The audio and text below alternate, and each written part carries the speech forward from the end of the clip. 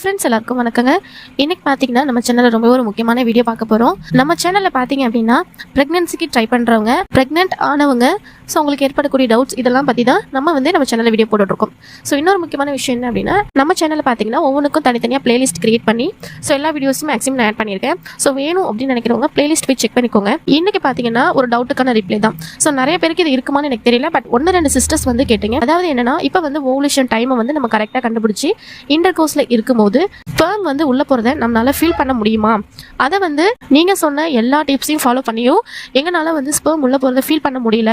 நம்மளால அதை கண்டுபிடிக்க முடியுமா, உள்ளே போயிடுச்சா இல்லையா, இல்லை வந்து லீக்கேஜ் ஆகிறத எங்களால் பார்க்க முடியுது.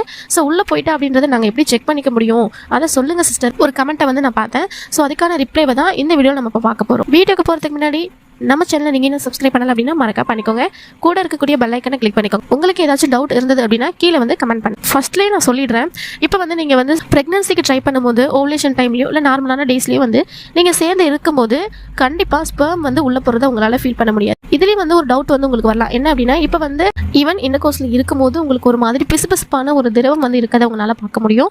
இதை வந்து நீங்கள் நினச்சிக்கலாம். ஸோ வந்து இதனால் நம்ம ஃபீல் பண்ண முடியும், ஸ்பெர்ம் வந்து உள்ள போகிறத ஃபீல் பண்ண முடியும்னா அந்த இடத்துல உங்களுக்கு தோணலாம். பட் கண்டிப்பாக எக்கோட ஸ்பெர்ம் போய் மீட் பண்ணுறது, ஸோ இந்த மாதிரியான விஷயங்களை நம்மளால உணர முடியாது. மேபி வந்து நீங்கள் அந்த டைமில் உங்களோட மசில்ஸ் எல்லாமே வந்து ரொம்ப குட்டாக ஃபீல் பண்ணியிருக்கலாம். பட் ஆனால் வந்து இந்த ஒரு விஷயத்தை ஃபீல் பண்ண முடியாது. ரெண்டாவதாக பார்த்தீங்கன்னா, எப்போதாக்கா நாங்கள் வந்து எக்கோட ஸ்பெர்ம் மீட் ஆகிட்டு ஸோ எங்களுக்கு வந்து கரு உருவாகிறதுக்கான வாய்ப்புகள் வந்து அங்கே இருக்குது அப்படின்றத எப்போ தான் உணர முடியும் அப்படின்னா, ஒரு ஆஃப்டர் 1 வீக்குக்கு அப்புறமா நீங்கள் கண்டிப்பாக உணர முடியும். ஒருவேளை உங்களுக்கு எக்கோட ஸ்பெர்ம் போய் மீட் ஆகி உங்களுக்கு கரு உருவாகி இருந்தது அப்படின்னா கண்டிப்பாக ஒரு வாரம் 4-5 நாள்லேயே வந்து உங்களால் உணர முடியும். எப்படிலாம் உணரலாம் அப்படின்னா, லைட்டான ஒரு அடிவயிறு வலி இருக்கலாம்.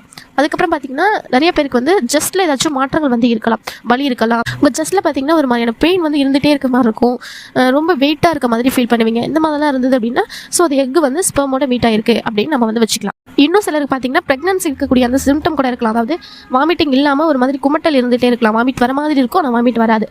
அடுத்ததான் சொல்லணும் அப்படின்னா, இம்ப்ளான்டேஷன் ப்ளீடிங் வந்து இருக்கலாம். இப்போ நிறைய பேர் வந்து டவுட் கேட்குறீங்களே, அக்கா எனக்கு பீரியட் முடிஞ்சு இப்போ 20 நாள் ஆயிடுச்சு, 10 நாள் ஆயிடுச்சு, ஆனாலும் ப்ளீட் இருக்குது அப்படின்னு. ஸோ அந்த இடத்துல பார்த்தீங்கன்னா இம்ப்ளான்டேஷன் ப்ளீடிங் வந்து நடந்திருக்கலாம். என்ன அப்படின்னா, கரு பதித்தல் நடந்திருக்கனால கூட உங்களுக்கு அந்த இடத்துல ப்ளீடிங் வந்திருக்கலாம். ஸோ அதுவும் வந்து பார்த்தீங்கன்னா ஸ்பெர்ம் வந்து மீட் பண்ணதுக்கான ஒரு அறிகுறி தான். இந்த விஷயத்தில் நம்ம தெரிஞ்சிக்க வேண்டிய ஒன்று என்னன்னா, ஃபர்ஸ்ட் உங்களுக்கு பீரியட் ஆயிடுச்சு, நெக்ஸ்ட் வந்து உங்களுக்கு ஓவலேஷன் டேட் கண்டுபிடிச்சிட்டீங்க, அடுத்ததான் அந்த டைமில் சேர்ந்துருந்தீங்க. ஸோ எக்கு வந்து ஸ்பெர்மோட மீட் ஆகிறதா உங்களால் உணர முடியலைனாலும் ஒரு 1 வீக் அப்புறமா அதுக்கான சிம்டம்ஸ் வந்து இருக்கும். இப்படி தான் வந்து நீங்கள் இதில் ஃபைன் பண்ணிக்கணும். அதே மாதிரி பார்த்தீங்கன்னா, இப்போ வந்து நம்மளோட எக்கு வந்து பார்த்தீங்கன்னா ஒரு 16லேருந்து 24 மணி நேரம் வரையுமே உயிரோட அந்த டைமில் இப்போ ஒருவேளை நீங்கள் ஓவலேஷன் டைமில் வந்து ஒரு நாள் விட்டு ஒரு நாள் தான் இருந்தீங்க அப்படின்னா, அந்த ஒரு நாள் உள்ள போகிற ஸ்பெர்ம் பார்த்தீங்கன்னா 3 நாள் வரைக்குமே, மேக்ஸிமம் 3 நாள் வரைக்குமே உயிரோட இருக்கலாம். அப்போ வந்து உங்களால் சுச்சுவேஷன் காரணனால நீங்கள் இல்லை சேர முடியலை அப்படின்னாலும், ஸோ முதல் நாள் வந்து சேர்ந்த அந்த ஸ்பெர்மே வந்து அங்கே 3 நாளைக்கு இருக்கும் இல்லையா, அதனால ஏதோ ஒரு டைமில் எக்கோட மீட் பண்ணி கண்டிப்பாக அந்த இடத்துல கருவுறுதல் நடைபெறும்.